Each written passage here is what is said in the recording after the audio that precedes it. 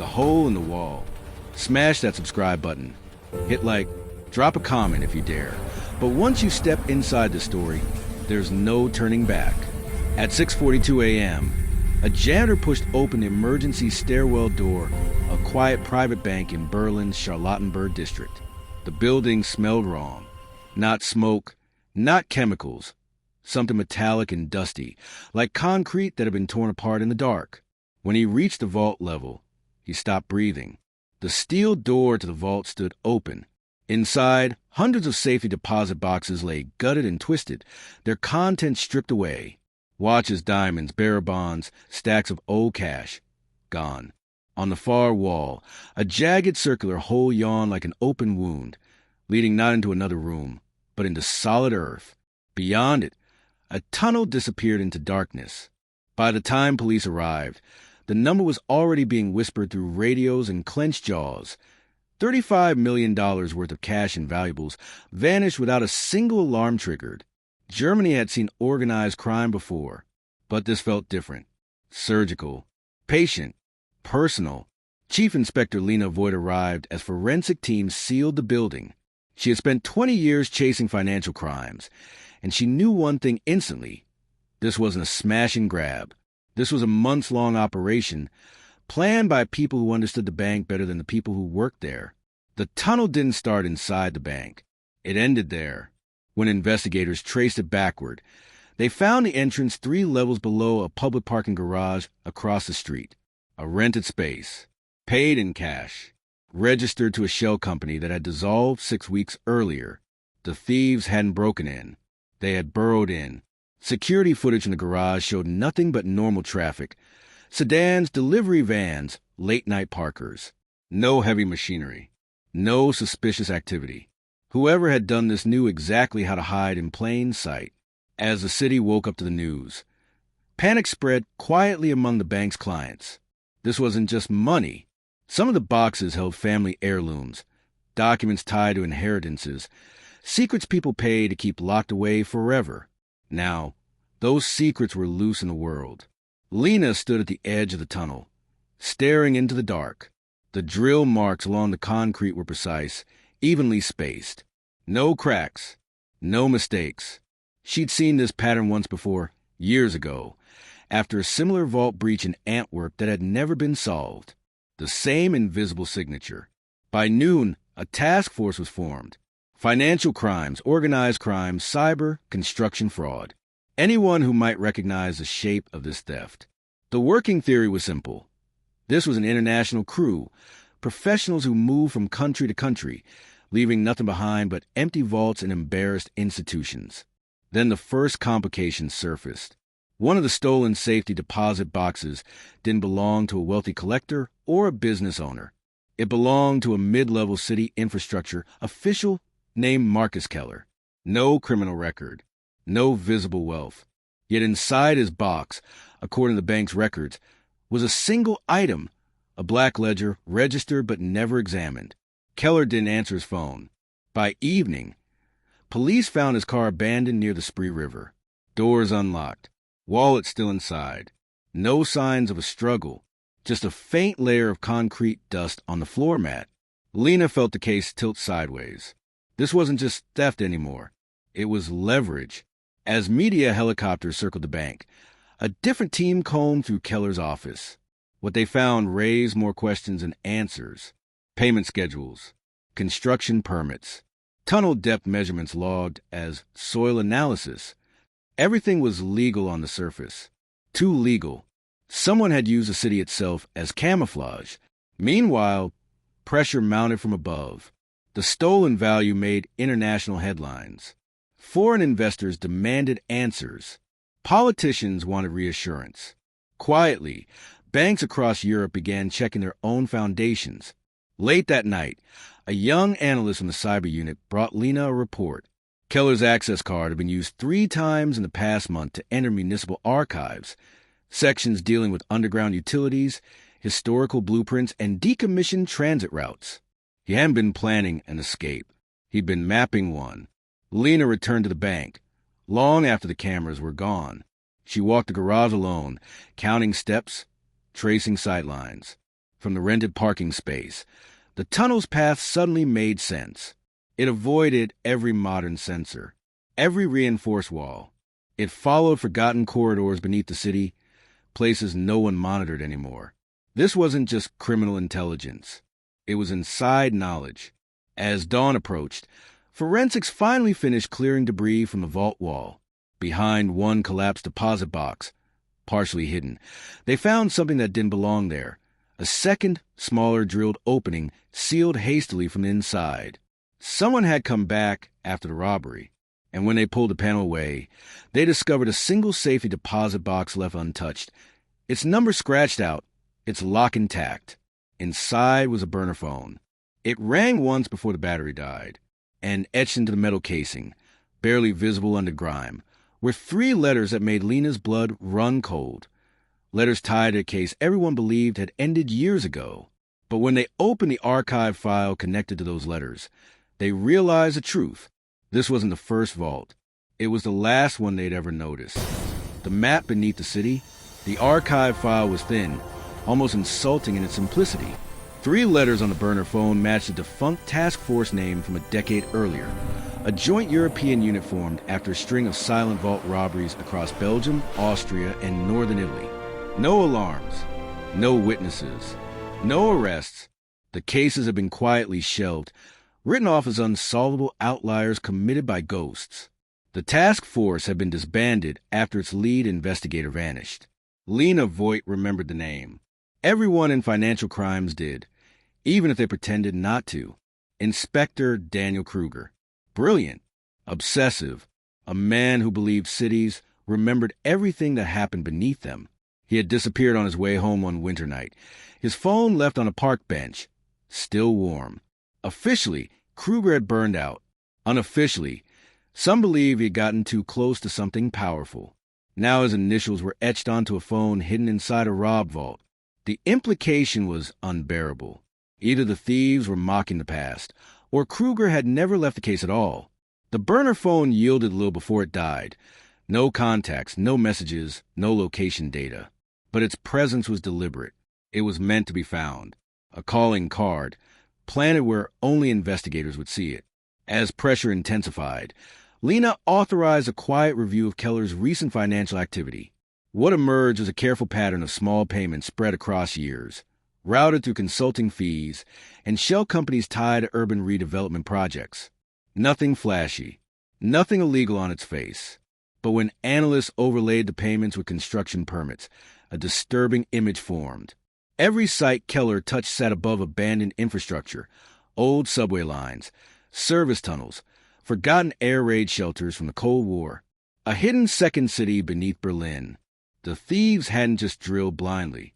They'd followed a blueprint only a handful of people still understood. Meanwhile, Keller remained missing. 2 days after the robbery, divers searched the Spree River near where his car was found. They recovered nothing but silt and weeds. No body, no evidence, just absence, the kind that suggested planning, not panic. Then the first threat arrived. It wasn't sent to police. It was delivered to the bank.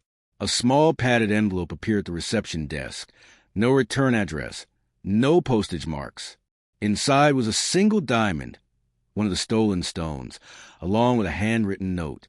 Stop digging. The message was clear. The thieves weren't just watching the investigation. They were managing it. Lena pushed harder. She reopened Kruger's disappearance, pulling sealed interviews and old surveillance. His last known work involved a German logistics firm that specialized in underground transport, a company that had gone bankrupt shortly after his disappearance. Its former executives had scattered across Europe, some retiring early, others reappearing in unrelated industries. One name stood out, Victor Halden. Halden was a civil engineer by training, a man known for designing complex subterranean projects. He consulted on metro systems in 3 countries, then vanished from public records 5 years ago. No death certificate, no social presence, nothing. Until now, license plate readers flagged a rental van registered under a variation of Halden's name, leaving Berlin less than 12 hours after the robbery, heading south toward the Czech border.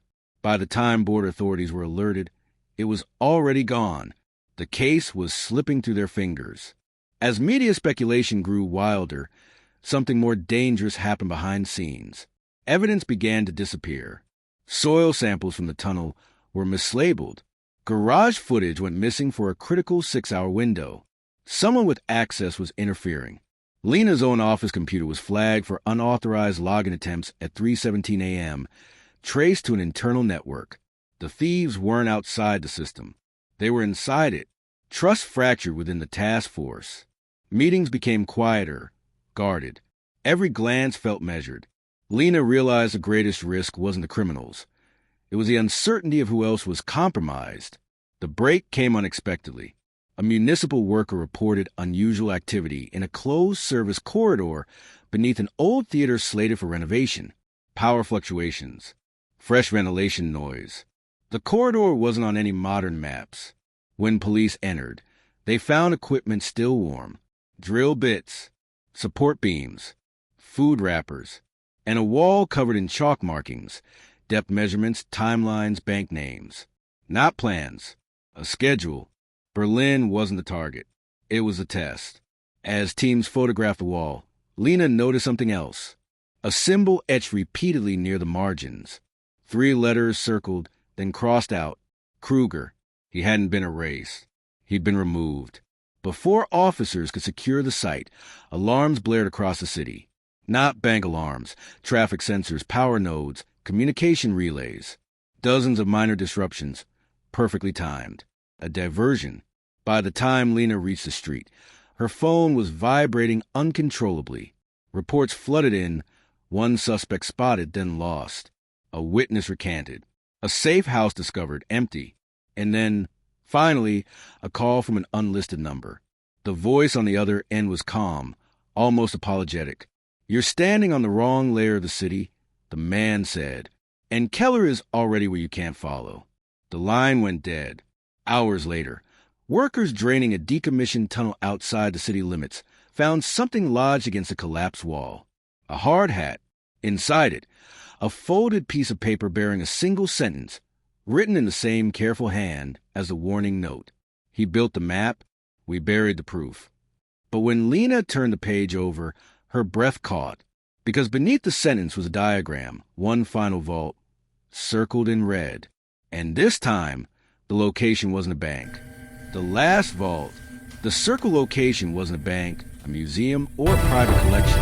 It was a government archive facility on the outskirts of Berlin, a place designed to be invisible. No signage, no public access, just concrete, fencing, and a name that meant nothing to most people. Federal Property Record Storage B 17. On paper, it held nothing valuable.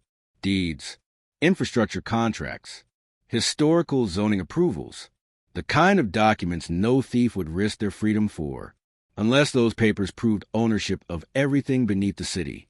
Lena understood it before anyone said it out loud. The vault robberies weren't about money. The money was camouflage. What the thieves were really stealing was control, legal leverage buried in paperwork, deeds that quietly transferred underground access rights decades ago and were never digitized. Whoever held those documents didn't just know the city. They owned it. Police moved fast, too fast. B 17 was locked down before dawn. Armed units swept the perimeter. Engineers scanned the ground for tunneling activity and found nothing. No vibrations. No fresh soil. It looked untouched, which was exactly the problem.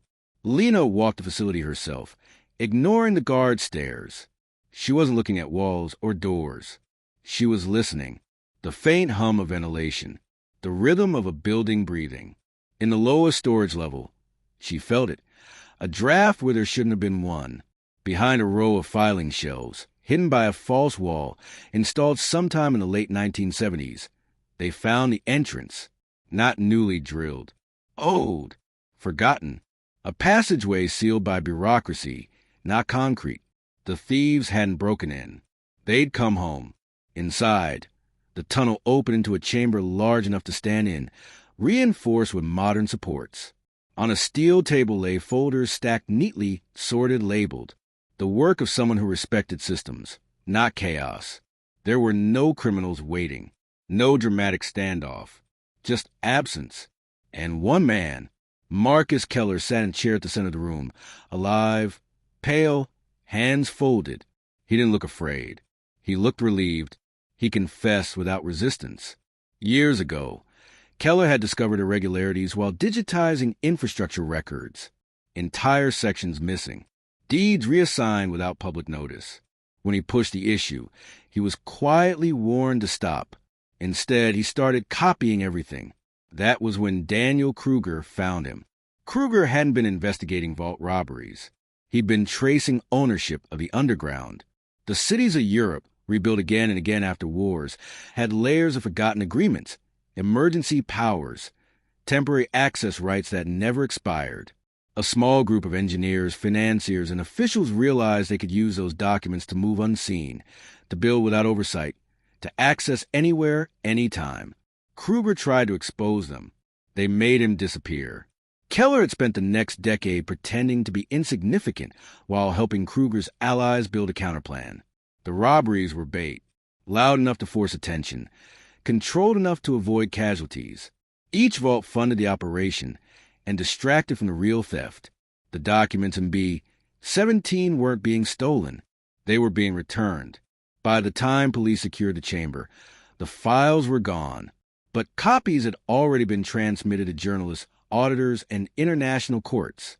Quietly, irreversibly, the fallout was immediate and catastrophic. Construction projects froze across Europe. Officials resigned. Investigations spread into finance ministries and urban planning departments. The underground networks that once belonged to a shadow few were exposed to daylight. Keller entered protective custody, then vanished again, this time officially, under a sealed agreement. Lena never saw him after that night. And the money? Most of it was never recovered. Some believed it funded legal battles and witness protection. Others whispered it disappeared into new tunnels, new cities, new plans. No proof ever surfaced. Months later, Lena visited Kruger's old case, file one last time. Tucked inside was a note she hadn't seen before, written in his hand. You don't arrest the system. You make it impossible to hide. Berlin returned to normal, as much as it ever could. The bank reopened. The garage filled with cars.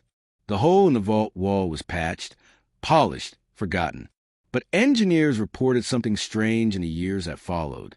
Old tunnels collapsing that shouldn't exist. Unauthorized passages surfacing during routine maintenance. A city quietly shedding secrets it had buried too deep. The thieves were never named. No faces released. No convictions secured. Officially, the case was closed as an unprecedented theft solved through international cooperation.